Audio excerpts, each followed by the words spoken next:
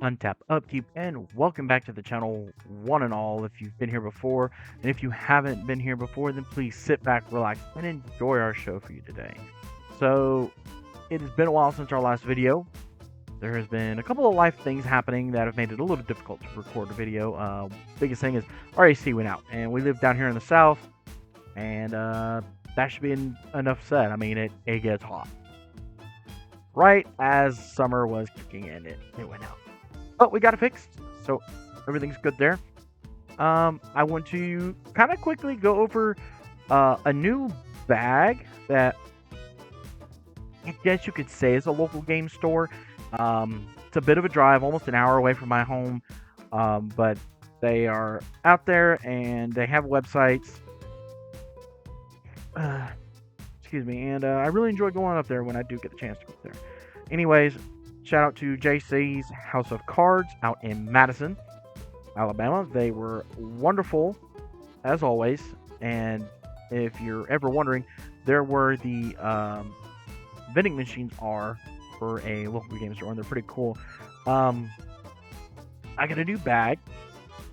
They are not a sponsor of the channel. Maybe one day they would be, because I really enjoy their bag. It's called enhancedgaming.com. I really enjoy the bag. It's gonna be a little hard to get it up here, but this is what it looks like with all my obvious little personal things. It's got lots of pockets, lots of little storage compartments here for it. I really like it. It's durable. The bag itself even comes with a little poncho that I moved from this pocket to here to kind of help keep the whole backpack dry during wet weather. Again, they're not a sponsor. I just want to give them a shout out if they ever happen to see this. That is a very good quality bag, and I'm very happy for that purchase. So, moved a lot of decks into that, and I'm pretty happy with that. So, go ahead and give them a check out if you haven't heard of them before. I know I hadn't before my game store carried them, and you won't regret it. They're a little on the pricey side.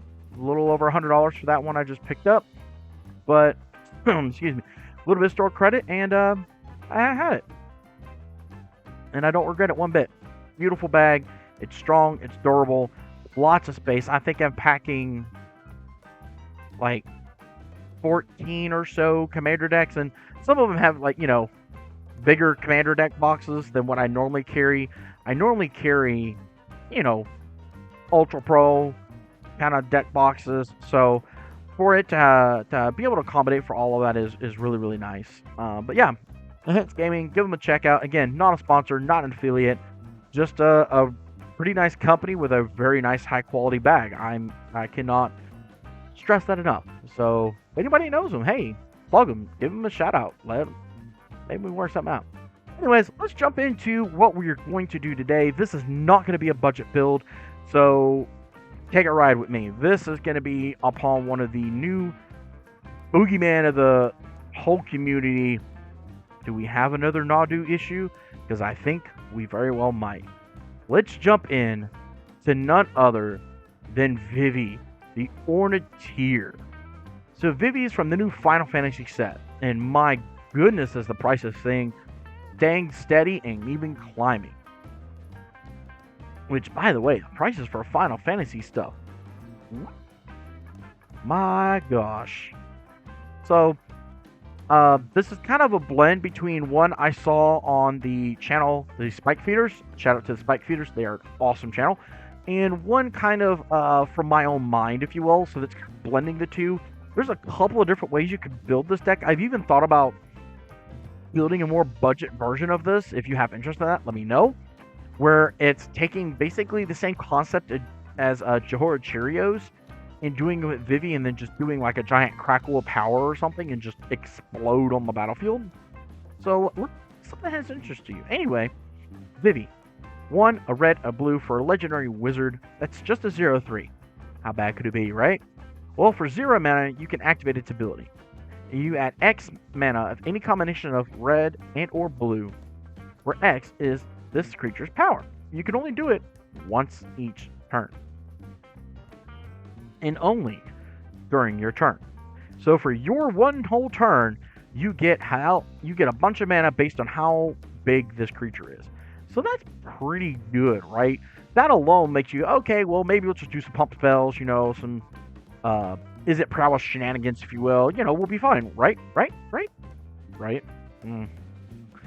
Well, she has another ability, or they, I should say, because I don't really know the gender of this creature. I just know it's a wizard, and I think it's a fun card. So, whenever you cast a non-creature spell, put a 1/1 counter on Vivi, and it deals 1 damage to each opponent. Yes. You can already see how this is going to be a horrible, horrible nightmare.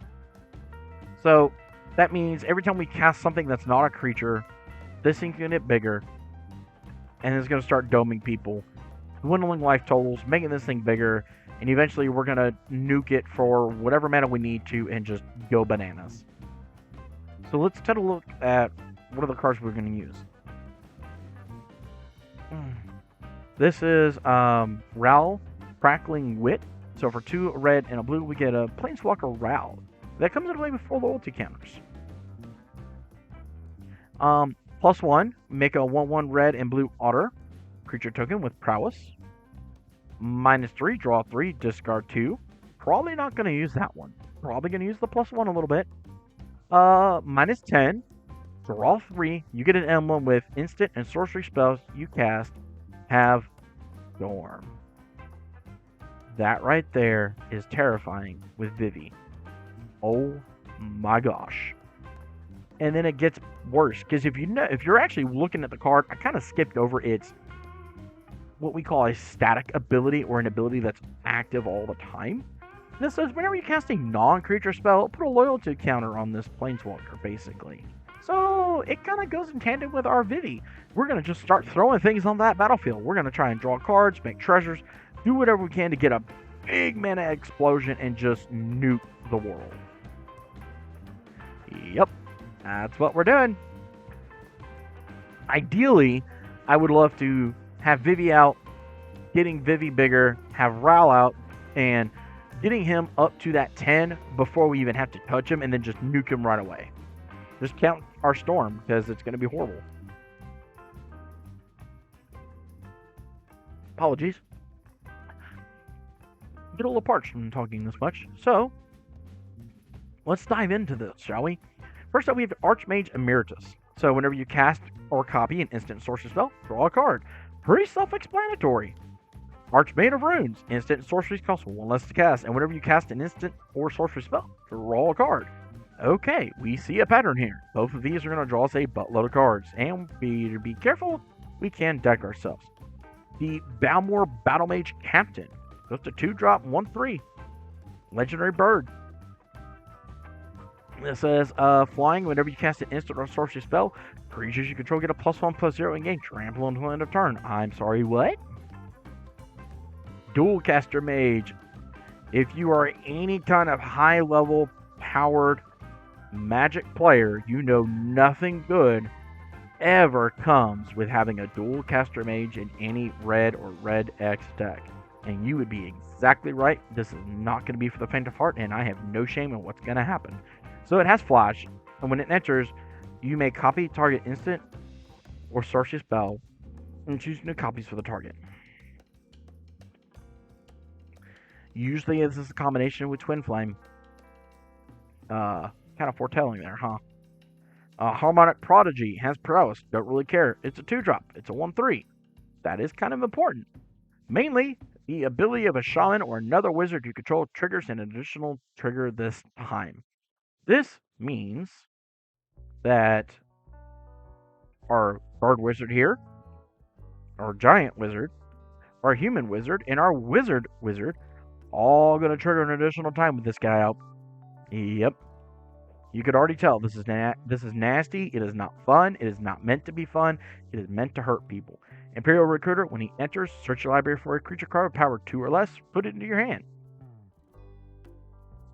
There's only 3 or 4 creatures we actually give a dang about. One of them is the Prodigy, Dualcaster Mage. The next 2 are after we get through the Twin Flame Tyrant. He's going to double all the damage that we dish out to everybody. So, we could pretty much end games here. with just the dragon and enough spells, we could end games. Tandem Lookout is the other card we care about finding with our Imperial Recruiter. So as long as it has Soul Bond, which means you may pair this creature with another unpaired creature when either enters the battlefield. They remain paired for as long as you control both of the creatures. So we play this, we Soul Bond it with our Vivi, which is very important because then it reads, as long as Tandem Lookout is paired with another creature, each of those creatures has, when this creature deals damage to an opponent, draw a card. Notice it says damage. Does not care about combat damage. Does not care about any kind of... Excuse me.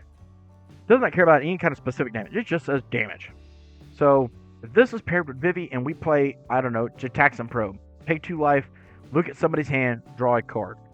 Well, before that spell even resolves, in a 4-person pod, we're going to draw 3 cards because Vivi's going to trigger, deal 3 damage to everybody. Tandem Lookout says, hey, my partner did damage to you guys. I'm going to have him draw cards. So you draw 3 cards, then the probe happens, you look at somebody's hand, and you draw a card from that. Do 4 cards from 1 spell, guys. 1 spell. Draw 4. What in the world's going on? Bahamut is just a nice, drop it, blow up something for a couple of turns so we get to draw some cards. And then this creature deals damage equal to the total mana value of other permanents you control to each opponent. Probably not going to care too much about that last ability. 1 through 3 we will. Being able to just snipe things and then just draw a whole bunch of cards. I mean, what's not to like? This is the other one we're going to go find with the Imperial Recruiter if we need it. Stormkill Artist. He gets a +1/+0 for each artifact you control. Don't really care. But whenever you cast or copy an instant or sorcery spell, make a treasure token. We like that. This is one that's kind of a flex spot, if you will. You don't necessarily have to have Ovika, the Enigma Goliath, in the deck. It's just kind of big, dumb, splashy idiot creature that's just kind of fun, I guess. So, it has Ward 3 and pay 3 life for a 6/6 Phyrexian Nightmare with flying. Whenever you cast a non-creature spell, you make X 1/1 red Phyrexian Goblin creature tokens, where X is the mana value of that spell. They gain haste. So, you have potential to kind of, grow an army if you want to go that route. Because you have to understand with Balmor here, every time we cast an in-sorcery spell, they're going to get bigger and gain trample. So you could go that route if you wanted to. This deck has a lot of flexibility and a lot of options, so it's really enjoy it. Of course, Niv Mizzet Visionary, you have no max hand size. Whenever a source deals non-combat damage to an opponent, you draw that many cards. So if he's out, Vivi's out, we don't even need Tandem Lookout, and we're storming, we're playing cards, we're drawing cards, and hopefully we can get enough mana that it's just not going to matter. The other card we want to go find with Varan, Voice of Duality, is going to be an absolute house in this deck. So the Imperial Recruiter can go find Varan as well. So we have a couple of nice hits we want to be able to go find at any point in time in the game, so that we can hopefully just have our turn and just make people sit there in misery as we try to either win or peter out. When it's important, it's Magecraft we don't even really care about. Yeah, it's gonna get bigger, but we just don't care. Because it's in here just for the simple fact of, if you cast or copy an instant or sorcery spell that causes the triggered ability of a permanent you control to trigger, that ability triggers an additional time.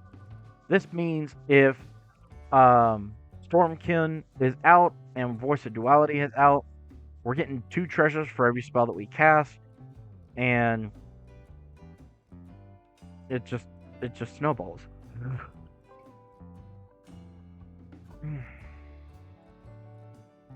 So this is a storm build, so let's kind of look and see what we got going on here, shall we? First up, Chandra's Ignition. Target creature you control deals damage equal to its power to each other creature and each opponent. So maybe we fizzled. Maybe we couldn't piece enough things together, but we got enough leftover mana. We have a protection spell, and Vivi's big enough we could just drop this and wipe out the table. Same thing here with Crackle of Power. Maybe we just have a buttload of mana and we just can't dig anymore. We're just kind of on a lock for some reason. Well, Crackle of Power deals 5 times X damage to each of up to X targets. Out. Immolating Gyre. It deals X damage to each creature and planeswalker you don't control, where X is the number of instant and sorcery cards in your graveyard. So it's a one-sided board wipe, because we're going to wipe out all the other creatures and all the other planeswalkers while our stuff is perfectly safe. Yeah! I love this one in here. Lock and load. Draw a card, then draw a card for each other instant and sorcery spell you've cast this turn. So this gets really nutty, really fast. Surprise! Molten Duplication is our Twin Flame in the deck. So we make a token copy of target artifact or creature we control, except it's an artifact in addition to its types, and it gains haste on a turn. Sack it being an instant. Past in Flames gives our stuff flashback, and this itself has flashback, so we like that. So we're not ever going to waste any spells. We're just trying to build a big Vivi, hope that we can protect Vivi, and just nuke the field. Strike It Rich has flashback for 2 and a red, but for 1 red, make a treasure token.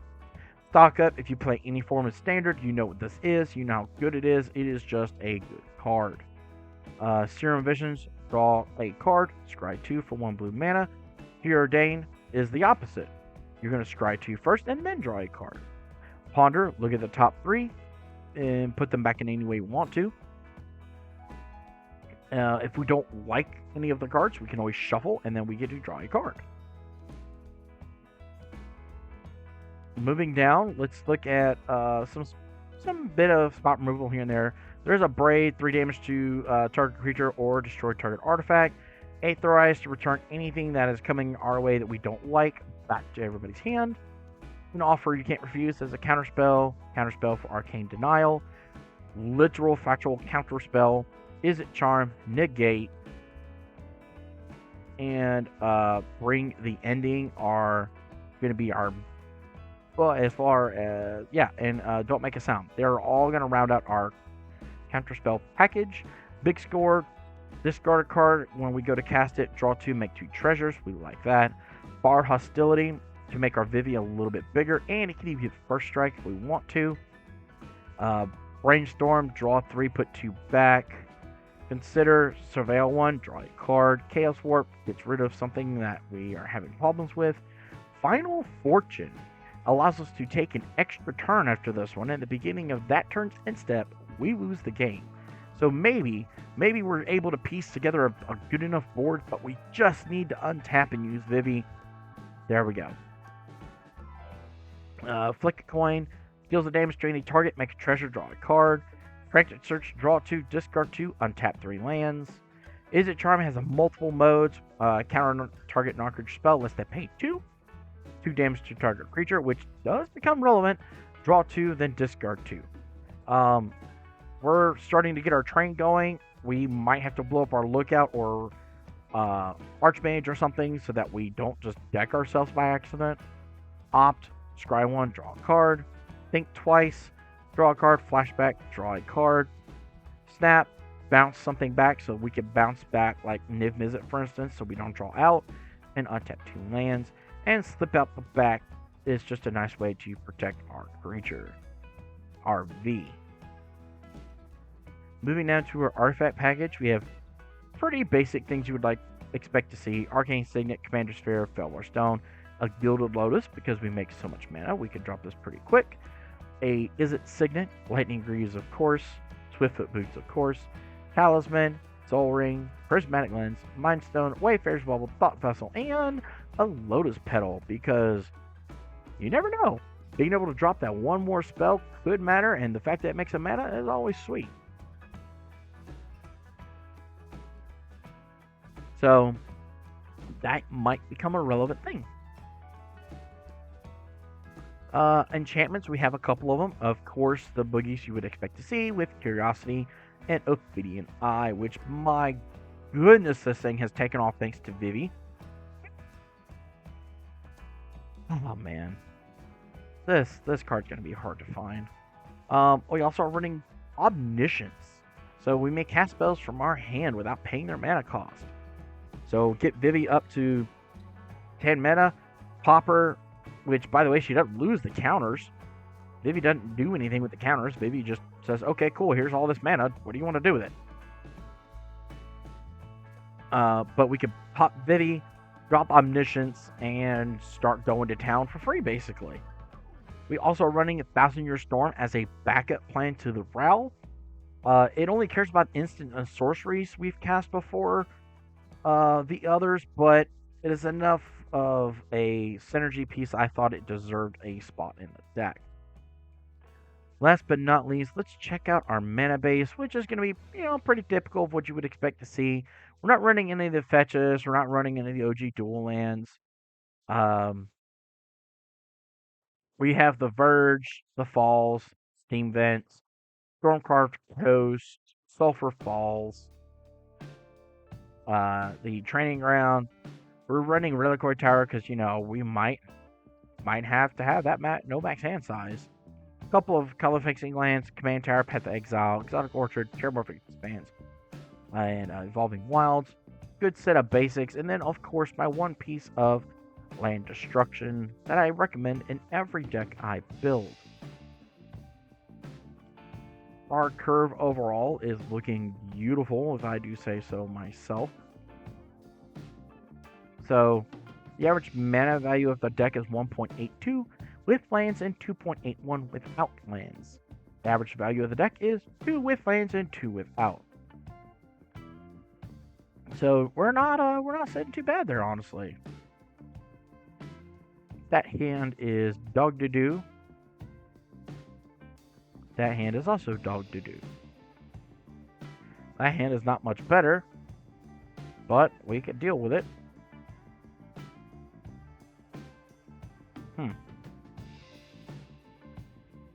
So, just sitting here going through some sample hands a little bit. I know I'm going a little quick.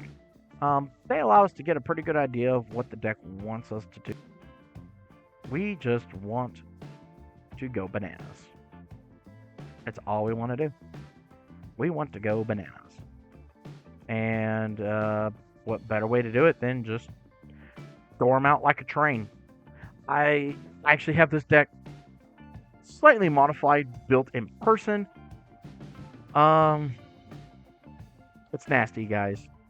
Guys, gals, children of all ages. The deck is nasty. Just like if you look at the bracket system, the actual place for this deck, as far as a bracket system is concerned, is a 2. Don't ever sit down with Vivi and go, "It's a bracket 2," just because you're not running enough tutors or extra turn spells. Don't lie to people. Just don't. Vivi is very powerful. Vivi is very strong.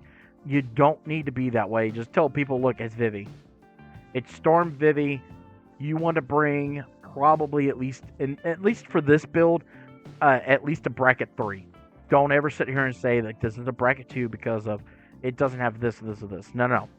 You could tell people you're running very minimal ways to go find things. You're running minimal extra turns, whatever. But you want to be honest with you. If you build this, sit down and be honest with people and go, look, you better bring a pretty good sized hammer.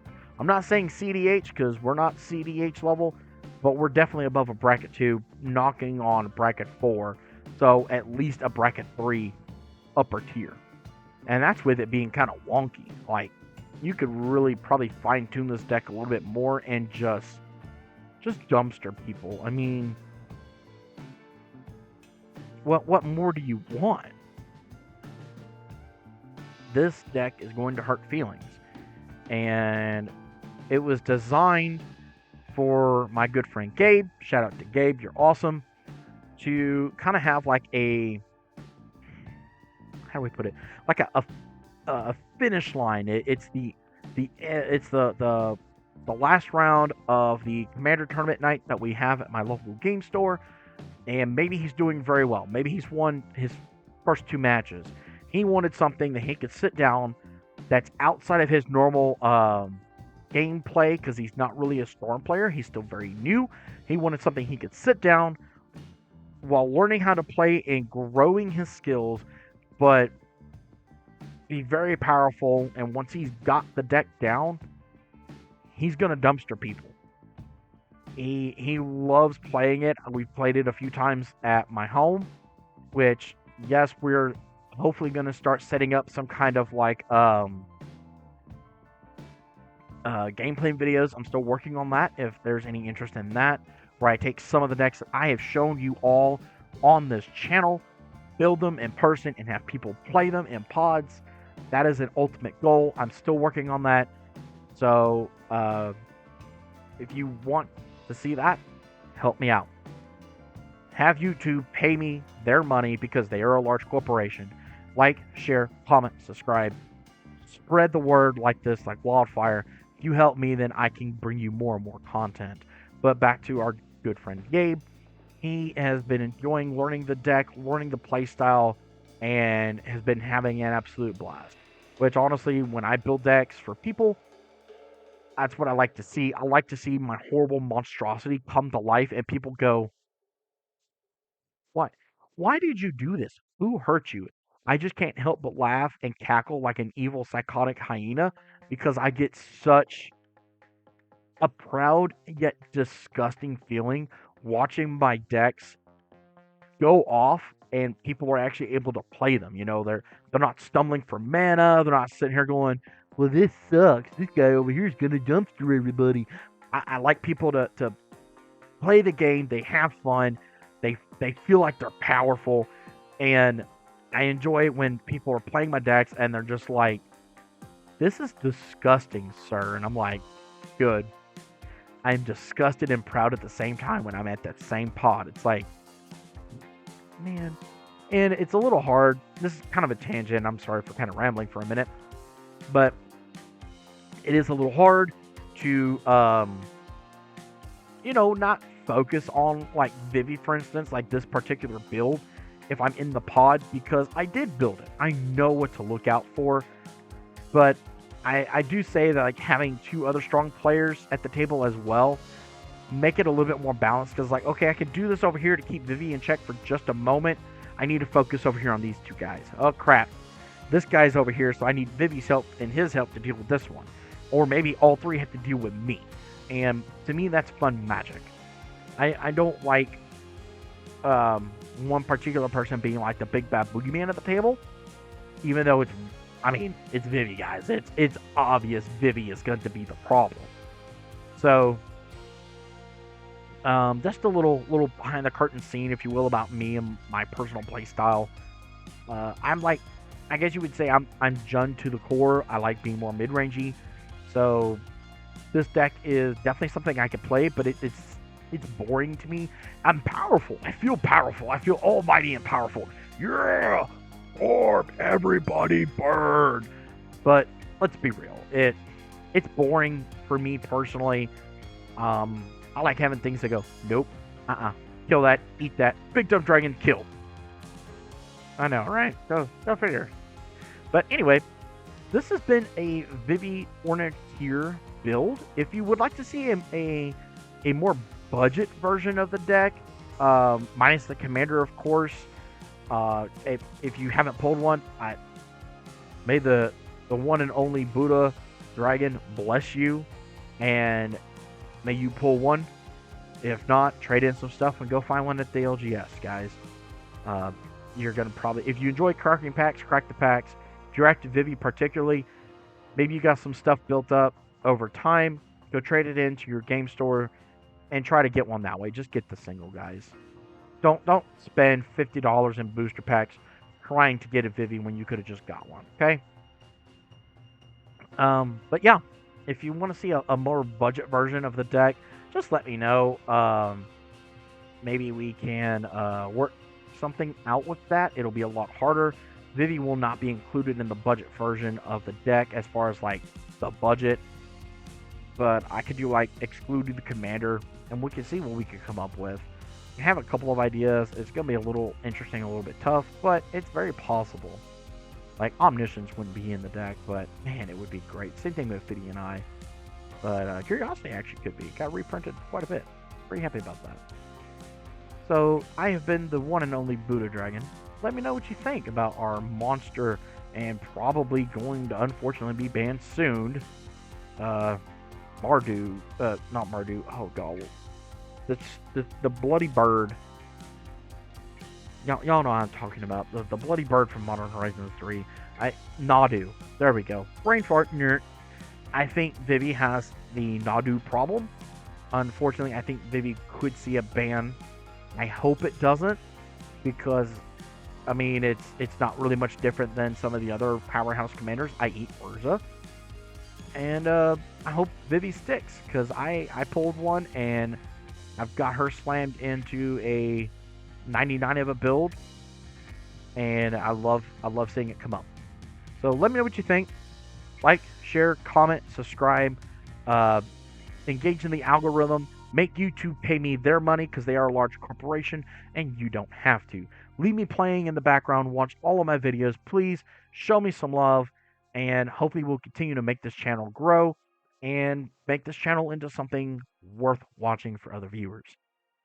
So don't forget, rub that belly for mana, and I've been the one and only Buddha Dragon. May your games be filled with magic.